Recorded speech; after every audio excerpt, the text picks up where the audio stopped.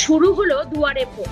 যে সমস্ত প্রাপ্তবয়স্ক চলাফেরা করতে অক্ষম অথবা শারীরিক প্রতিবন্ধকতায় চলাফেরার ক্ষমতা প্রায় হারিয়ে ফেলেছে, এমনকি শারীরিক অসুস্থতা, সেই সব মানুষেরা নির্বাচন কমিশনের কাছে আবেদন করেছিলেন বাড়িতে ভোটের জন্য।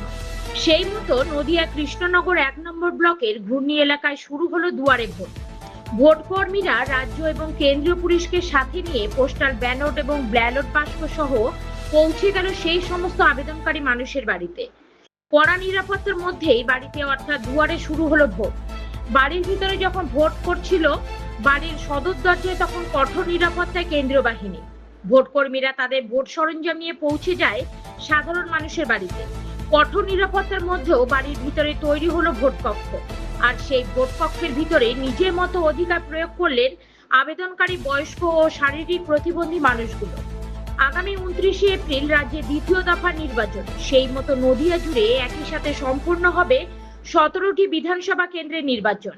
আর নির্বাচনের আগে আবেদনকারীদের জন্য আজ সম্পূর্ণ হতে চলেছে পোস্টাল ব্যালট ভোট গ্রহণ পর্ব।